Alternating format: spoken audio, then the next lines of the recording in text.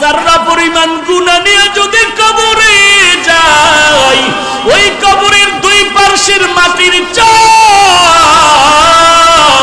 জমিন থেকে 9,30,00,000 মাইল উপরে সূর্য, ওই সূর্যের গরম সহ্য করতে পারো না রে যুবক। গুনাহগারের মাথার উপরে যেদিন সূর্যটা নেমে আসবে, সূর্যের তাপে গুনাহগারের মাথার মগজগুলো ভাতের মারের মতো ফুটতে থাকবে। ওই সময় সহ্য কেমনে করবি? একটা বেতের বাড়ি দিলে সহ্য করতে পারি না। যদি গুনাহগার হয়ে কবরে যায়, ফেরেশতাদের আঘাত কেমন করে সহ্য করব? চিন্তা ভাবনা করে দেখলাম দুনিয়ার সম্মান টাকা পয়সা কিছুই না। আজকে টুপির কারণে, দাড়ির কারণে না খাইয়ে আমরা কেউ মরি নাই, বরং আল্লাহ রাজকীয় হালে সম্মান দান করেছেন, ঠিক কিনা বলো? হাজী ইমদাদুল্লাহ মুহাজিরে মক্কি রহমাতুল্লাহ আলাইহি যত কিতাব খুলে দেখে কোনো লেখা নাই, সব সাদা সাদা সাদা। আবার সামনে কিতাব খুলে সাদা, কোনো লেখা নাই। এইভাবে করে করে করে করে কোনো কিতাবগুলোর শেষ পর্যন্ত হাজী ইমদাদুল্লাহ চলে গেলেন আবার ওই ঝানজানো আল্লাহর ওলি নূর মুহাম্মদ ঝানজানবীর দরবারে গিয়া বলেন, ও ইমদাদ, লেখাপড়া কি শেষ হয়েছে? বলে, ও আমার উস্তাদ শায়েখ, আমার আপনার অনুমতি নিয়ে যত কিতাব পড়ার জন্য আমি চলে গেলাম, ওখানে গিয়ে আমি কিতাব খুলিয়া দেখলাম পড়ার জন্য। জানি না আল্লাহর কি কুদরত, একটা পৃষ্ঠার মধ্যে কোনো লেখা নাই। যেটা দেখি কেলাত সব কিতাবগুলো সাদা সাদা সাদা। একটা কিতাব বন্ধ করি আর একটা খুলি সাদা, একটা বন্ধ করি আর একটা খুলি সাদা। এইভাবে দেখলাম কোনো অক্ষর কিতাবের মধ্যে নাই। নূর মুহাম্মদ ঝানজানবী চোখের পানি ছেড়ে কান্না শুরু করলেন আর বললেন, ইমদাদা, মনে হয় যেন আমার থেকেও তোর মান আল্লাহর দরবারে অনেক বাড়িয়া যাইতেছে। এরে ইমদাদুল্লাহ, তোর নাম তো ইমদাদুল্লাহ। ইমদাদুল্লাহ মানে যে আল্লাহর সাহায্য পায় তাকেই তো ইমদাদুল্লাহ বলা হয়। ওরে ইমদাদুল্লাহ, তোর আর পড়ালেখার কোনো দরকার নাই। তোর অন্তরটা আমার মাওলার জন্য এত পাগল,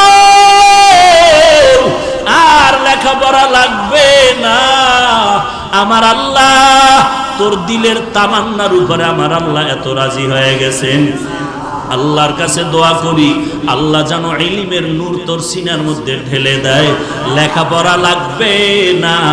আল্লাহ যদি কবুল করে 12 বছরের জ্ঞান আল্লাহ ঘুমের মধ্যে অন্তরে দিতে পারে কি পারে না? ইলমে রায় জাজু করদান বেহিসাব, খলকে রাদাদান জওয়াবে বাসওয়া।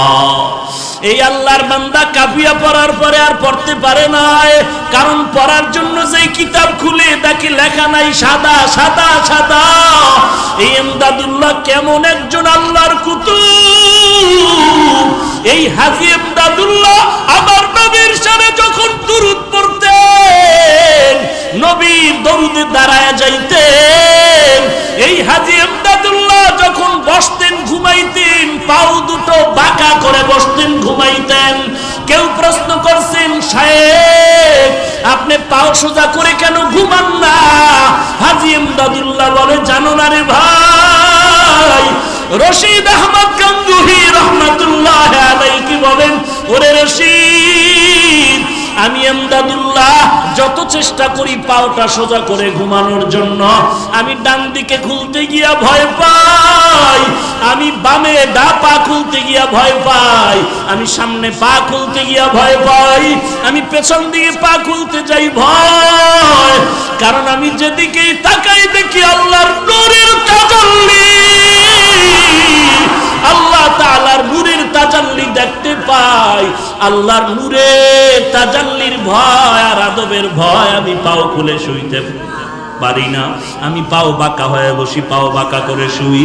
ইনি হলেন হাজী ইমদাদুল্লাহ মুহাজিরে মক্কি রহমাতুল্লাহ আলাইহি। কেমন আগুনওয়ালা বান্দা! তার সিনার আগুন লাগছে রশিদ আহমদ গঙ্গুহি রহমাতুল্লাহ আলাইহির মধ্যে, তার সিনার আগুন লাগছে উজানির কারি ইব্রাহিম রহমাতুল্লাহ আলাইহির মধ্যে, আর উজানির কারি সাহেবের সিনার আগুন লাগছে চরমনার সৈয়দ ইসহাক রহমাতুল্লাহ আলাইহির মধ্যে। এরে নবীর উম্মতের দল, এইটা ফুৎকার দিয়া বাতি নিভাইতে পারবি না। এই আল্লাহওয়ালাদের মিশন তাবলীগ জামাত, এই আল্লাহওয়ালাদের মিশন এই কওমি মাদ্রাসা, আল্লাহওয়ালাদের মিশন এই ওয়াজ মাহফিল।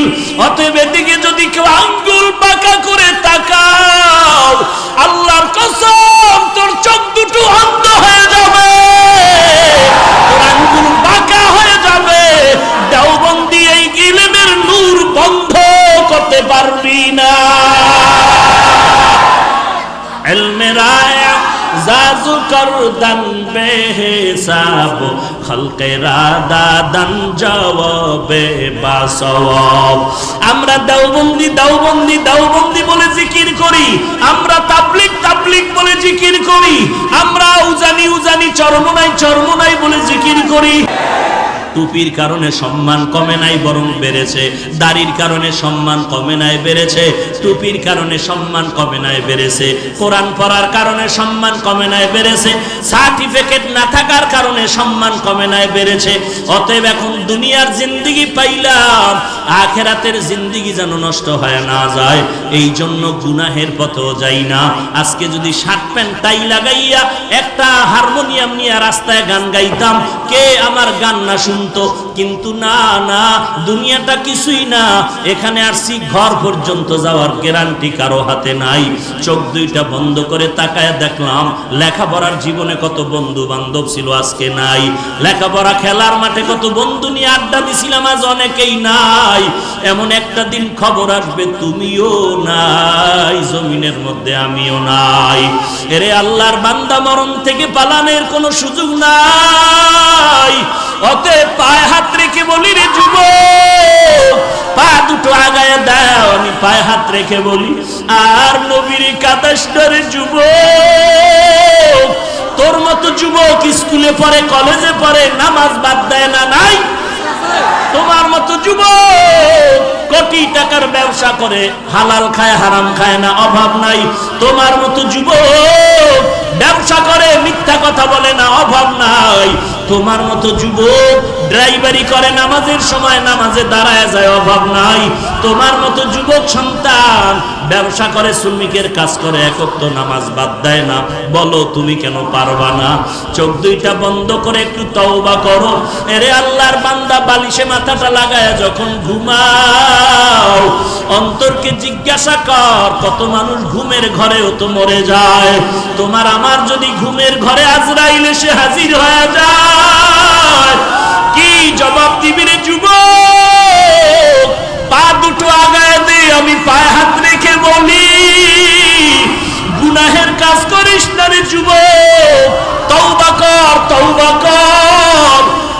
আল্লাহর কাছে তওবা কর। আর চোখের পানি ছেড়ে কান্না করার আল্লাহকে ডাক দে, রে মালিক, আর জীবনে গুনাহ করব না রে আল্লাহ, কবরের আযাব সহ্য করতে পারবো না রে আল্লাহ, গুনার কারণে জাহান্নামের আগুন সহ্য করতে পারবো না রে আল্লাহ, তুমি আমাকে মাফ করে দাও। আজকে থেকে তওবা করতেছি, আর নামাজ ছাড়বো না, আর দাড়ি কাটবো না, মা বাবাকে কষ্ট দিব না, আর কোনদিন আল্লাহওয়ালার বিরোধিতা করব না, আর উলামায়ে কেরামের বিরোধিতা করব না, কারো গীবত শিকায়ত করব না, আর দেশের বিরুদ্ধে জাতির বিরুদ্ধে ষড়যন্ত্র করব না।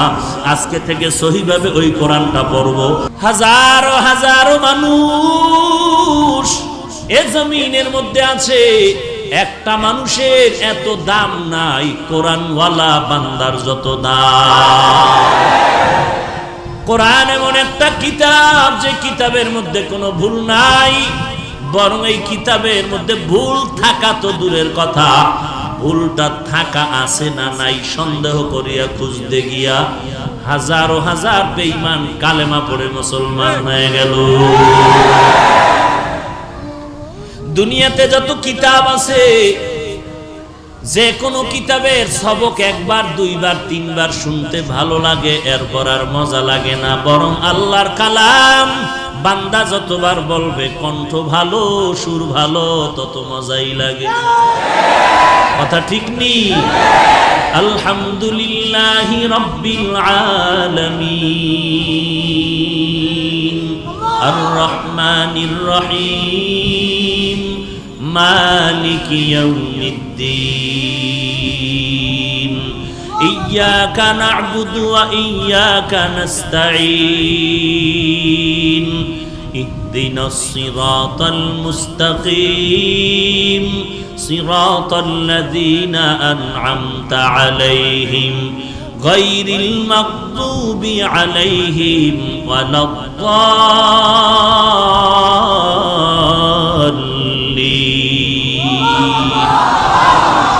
আল্লাহর কালাম যত পড়ে ততই মজা আর মজা, কারণ এই কোরআন কার?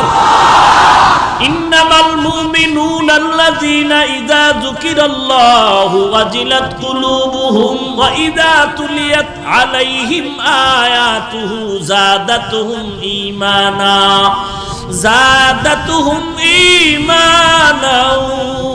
ওয়া আলা রাব্বিহিম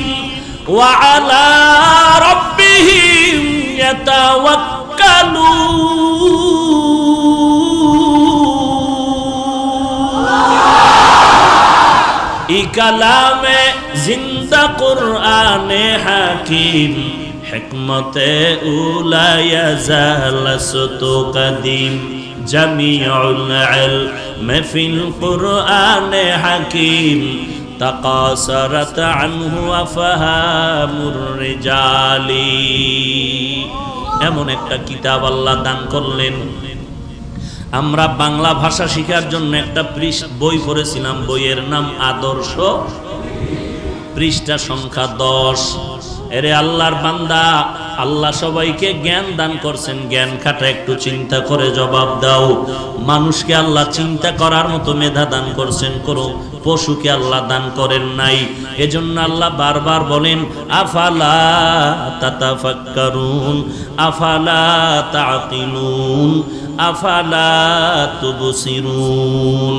একটু চিন্তা কেন করো না রে মানুষ? কাকে বলে মানুষ?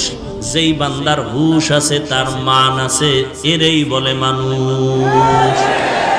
যার হুশ নাই, তার মান নাই, সে মানুষ না।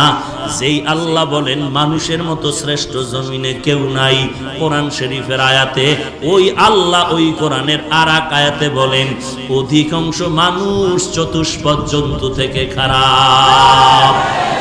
ওয়ালাকাদ যারানা লিজাহান্নামা কাসীরাম মিনাল জিন্নি ওয়াল ইনসি লাহুম কুলুবুন লা ইয়াফকাহুনা বিহা ওয়া লাহুম আ'য়ুনুন লা ইউবসিরুনা বিহা ওয়া লাহুম আযানুন লা ইয়াসমাউনা বিহা উলাইকা কাল আন'আমি বাল হুম আযাল উলাইকা হুমুল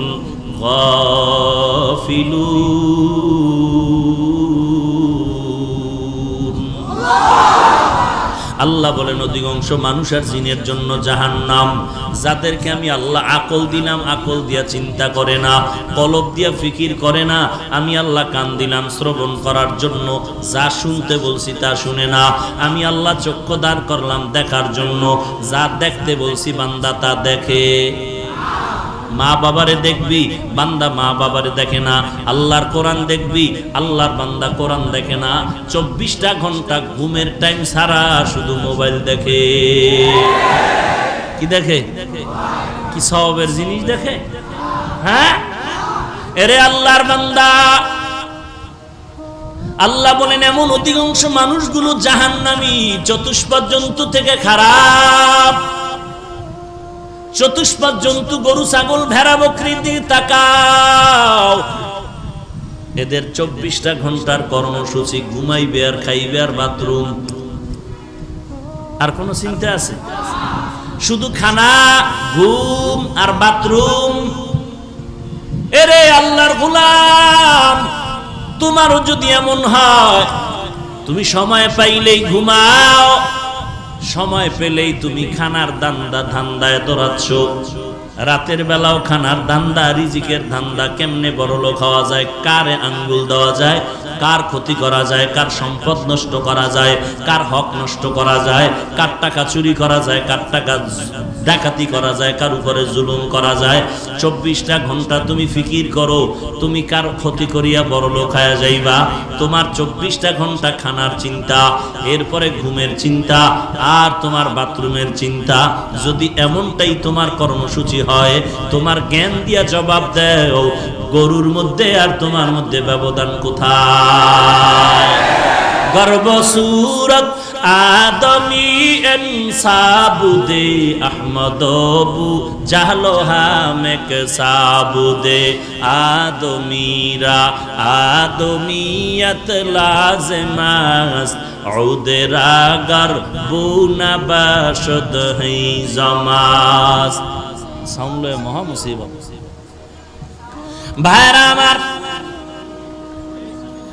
আল্লাহ রাব্বুল আলামিন বলেন এই কোরআন এমন এক দামি কিতাব, যেই বান্দা একটা অক্ষর পড়বে সাথে সাথে 10টা নেক লেখা হয়ে যাবে। এরে নবীর উম্মত আশিকের দল, এই কোরআন দান করলেন আল্লাহ, নবীর উপরে দান করেছেন, অবতীর্ণ করেছেন। এমন এক কিতাব, এমন এক কিতাব, এমন এক নবীর উপরে দিলেন। নবী নাই, কোরআনের গার্ডিয়ান নবী নাই। আজকে 1500 বছরের উপরে হয়ে গেল, আজও পর্যন্ত সে কোরআনের একটা নক্তা অক্ষরের ভুল কেউ বের করতে পারছে? বরং অনেকে চেষ্টা করতে গিয়া তারা কোরআনের কাছে মাথা নত করে কালেমা পড়েছে।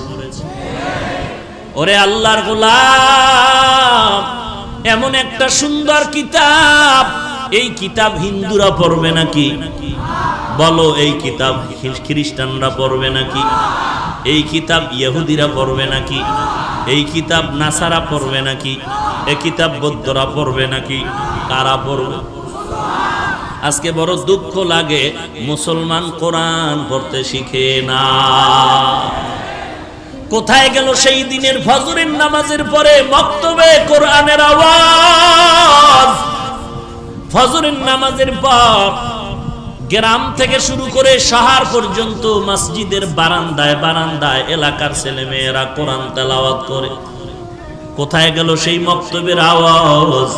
বর্তমানে ফজরের আজান দিতে যেমন মুয়াজ্জিন ঘুম থেকে উঠে দৌড়ায়, আম্মা জানেরাও দৌড়ায় কেজিতে সন্তানকে পাঠাবার জন্য। ঠিক নেই? हकीकत से तू दुनिया बेखबर है, दुनिया की नुमाइश पर नजर है। नमी गोयम के आज दुनिया जुदा बाश, बहर कारे के बाशी बा खुदावाश। কত ধরনের জিনেরা আপনাদের তাবিজ লাগায় রাখছে। জিনেরা মানুষ দিলে তো টের পাওয়া যাবে তাবিজ দিতেছে, জিনেরা তাবিজ দিয়া রাখছে। মাদ্রাসায় কোরআন পড়ে